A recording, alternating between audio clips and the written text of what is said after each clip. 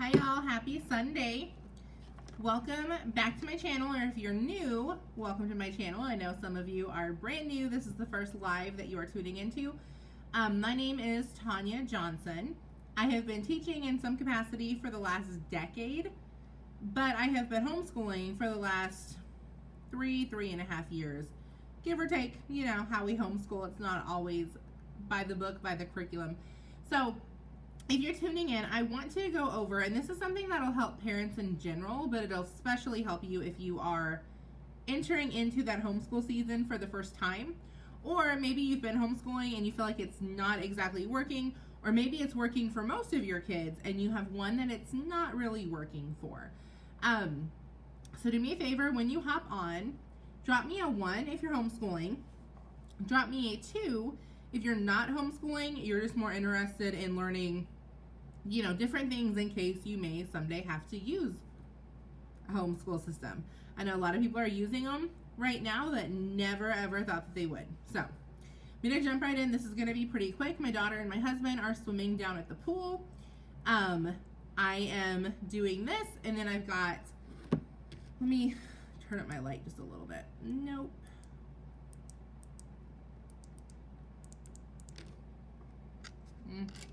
Guess that's as good as it's gonna get. I am just doing a prep day, so I'm pretty excited. So let me see here. Guys, when you hop on, well, let me see, anybody. If you hop on, drop me down a comment because I am not seeing anything on here,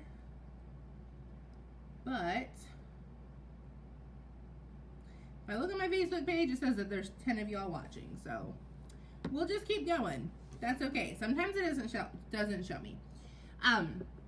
So we're going to go over the 4 different types of learners, a little bit about what that means, and then how you can kind of not coach.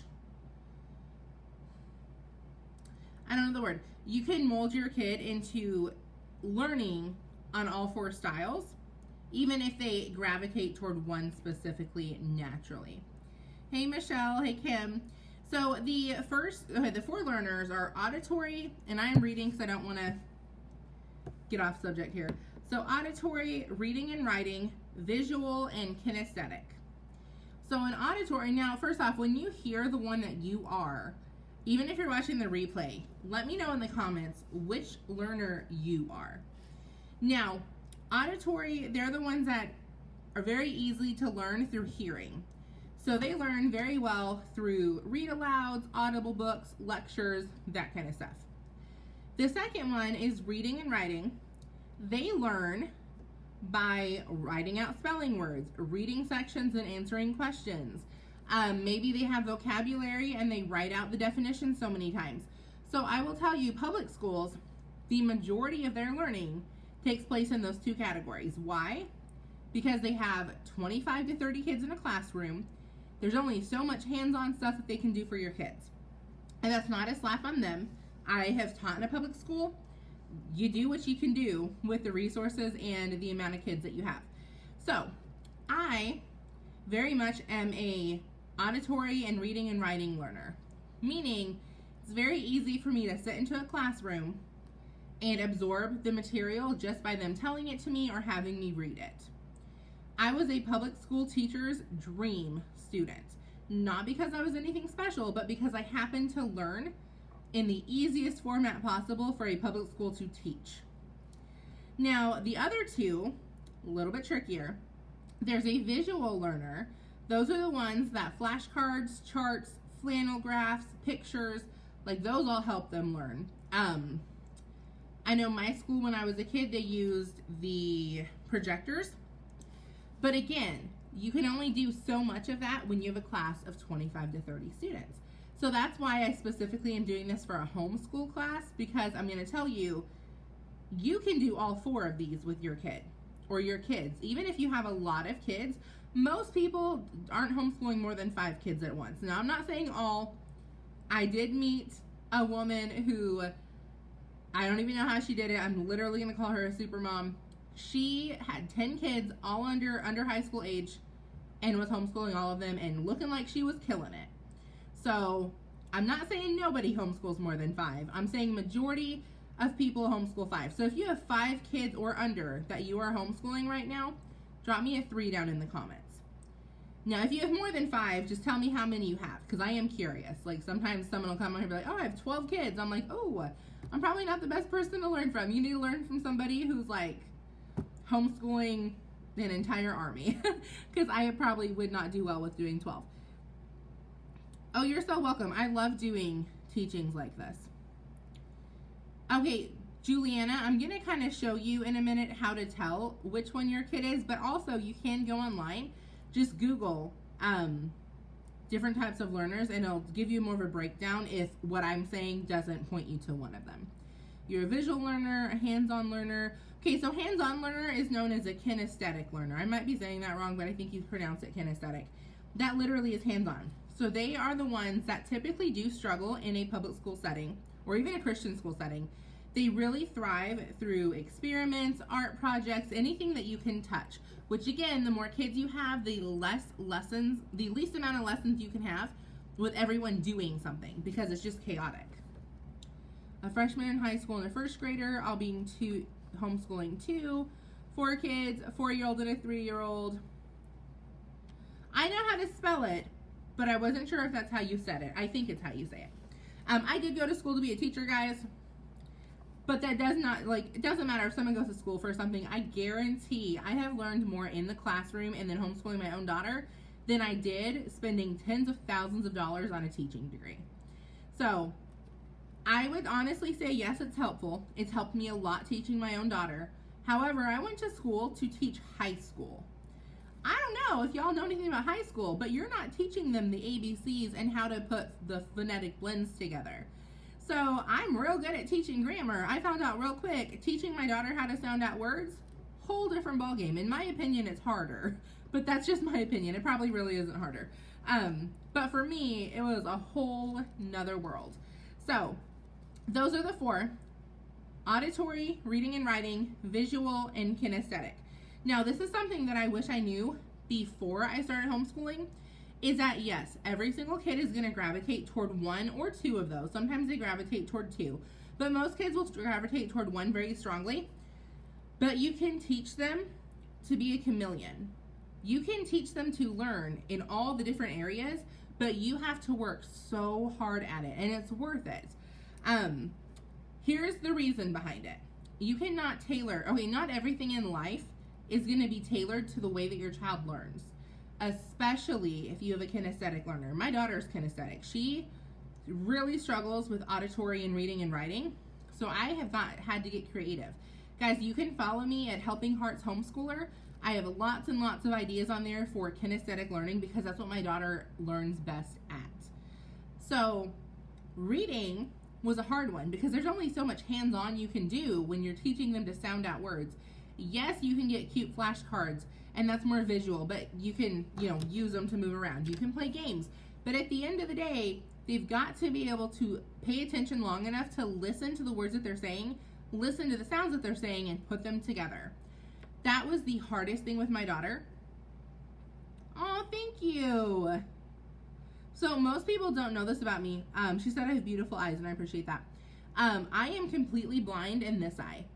So if I'm tired, which right now I'm a little bit tired, we've been out all day, so you may notice it more.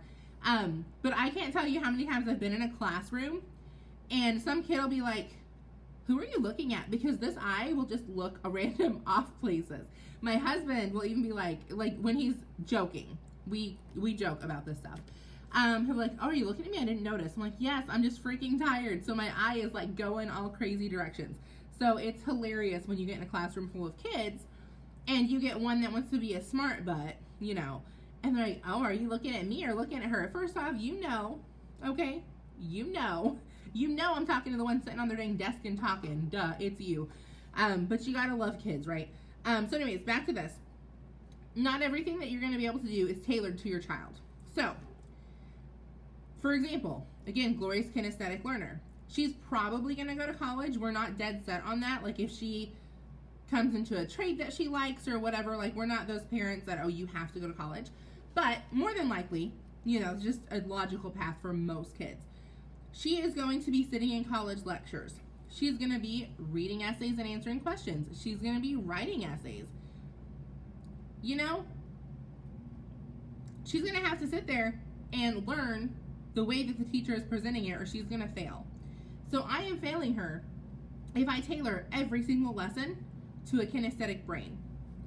Now, if your child is an auditory or read aloud, they're still going to have to do the reading part, the reading comprehension part, so the reading and writing part. If they don't know how to read a paragraph in a book and get the information out of it, unless someone speaks it to them, they're not going to do very well in certain classes. Maybe your child excels at reading and writing. They are not going to do very well if they have to sit in a lecture class and they don't have the material printed out for them. Now, if your child's a visual learner, again, not going to do well in a lecture setting. But there are different ways. If you have a kinesthetic learner, these are the different ways that you can help them to be better at the other 3 subjects. I feel like kinesthetic's probably the hardest one to turn into a chameleon because the brain doesn't work the ways that we think it should. If you're a reading and writing or an auditory learner, naturally, again, you're a teacher's dream. It's not that hard to learn how to take that brain and turn it into kinesthetic, because most kids do learn by being hands-on. That's kind of the easy way of learning. Same thing with visual. So if you have a kinesthetic learner, I'm not going to really show you ways to do hands-on and teach that way, because again, I feel like that kind of comes natural. If you're wanting them to get better at the auditory the auditory part of learning, do a lot of read alouds. We've done this with Glory. She's getting much better. She has phonics books that she reads to us. Well, then the next day we'll turn around and I read it to her and then I ask her questions, because it makes her actually listen and pay attention. Now, just a little thing speaking of phonics, for what this worked for us. Okay, she could not listen and figure out how to do the words on her own. Now we're taking the hands away, but we introduced hands. So for example, C-A-T, cat. So we would do at. She literally would put her hands up, and that's how she learned how to do it. And then at, cat. And then slowly we're taking the hands away and she's learning to do them in her head. But she had to have the visual, and I don't know how that helps because it doesn't make sense to me, but I'm not a kinesthetic learner. But giving her something to do with her hands was like, boom. Now, you could write out flashcards for every single one and that kind of stuff. But for us, I was trying to do the least amount of extra work possible because, again, no one is going to tailor to her. So she's got to learn how to be resourceful with what she has, and her own 2 hands are hooked onto her fingers or hooked onto her arms. So that's what we used. If you have a kinesthetic learner and you're wanting them to get better at the reading and writing portion, okay, when you go to do an experiment, again, this will only work once they learn how to read, but when you're going to do an experiment, have them read the directions to you and then spout them back. So instead of you reading and explaining it, they're learning how to read, but they're doing something fun in the process. Have them read labels when you go to the grocery store. Have them read prices. Have them read directions. Maybe sit and cook with them. Now again, we haven't worked much on this because my daughter can't read fully yet. So that doesn't work as well. Now we are working on the writing side. We've been doing gratitude journaling for about a year. So she tells me 3 things she's thankful for. I write them down and then she copies them. But as she copies them, so for example, if she says, I'm thankful I got to go swimming, I write down swimming. She writes it down and says swimming. So it just helps her learn through the writing side of it. I don't know what side of the brain it is. I'm not that smart, y'all. But it does help her learn. And then if you have a kinesthetic learner that you're wanting to get more visual learning out of, visual and kinesthetic I feel like kind of go hand in hand. Rarely do I have a visual learner that's not also kinesthetic. But a visual learner, have them graph things. So maybe you went out for a walk and you're going to have them tally mark every time they see a flower. Then you're going to get home and you're going to graph how many of this color, how many of this color, how many of this color. We do Spanish. So instead of just reading, saying, now we do that. We do write them, but we also do flashcards. And so we do like a flashcard matching game. So there are so many things that you can do to help your child be a chameleon with all different learning types, but have patience. Now, if you have a reading and writing and auditory learner, chances are that's the student that you're like, my kid excels pretty much at everything, and she's so easy to teach. And you know what? If you have one of those, pat yourself on the back and congratulate yourself, because that's awesome. Now, if you have a kinesthetic learner, you're going to have a little bit more challenge. Like I said, Glory's a kinesthetic learner. There were lots of things that we had a lot of challenge on. She's also very stubborn and very strong-willed. So we had a lot of discipline issues in the beginning as well, of just, you are going to sit down and we're going to do school. No, it doesn't matter if you don't want to do it. I'm the parent, you're the teacher, you're the child. But we did it in a way where she didn't hate learning, that we helped her to fall in love with learning. And again, there's a whole lot more to do with that. Mine doesn't want to do anything. That's going to come from a lot of discipline.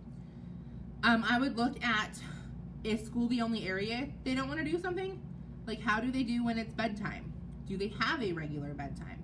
How do they do when it's morning chore time? Do they have a morning chore time?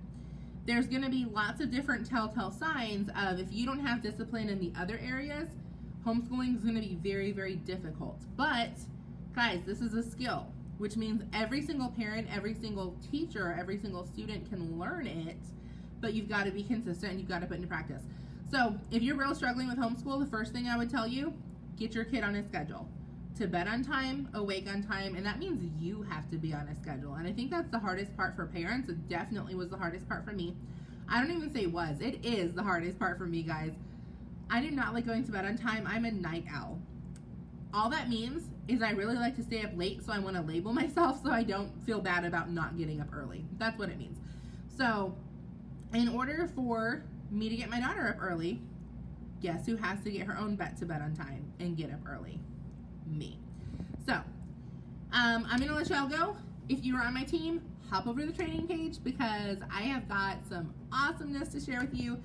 And then I'm debating if I'm going to go swim with my daughter and my husband. I don't know. I blow dried my hair today, so I kind of don't want to. But we will see. We will see. So I hope you guys learned something. Have an awesome rest of your Sunday, and I will talk to you guys later.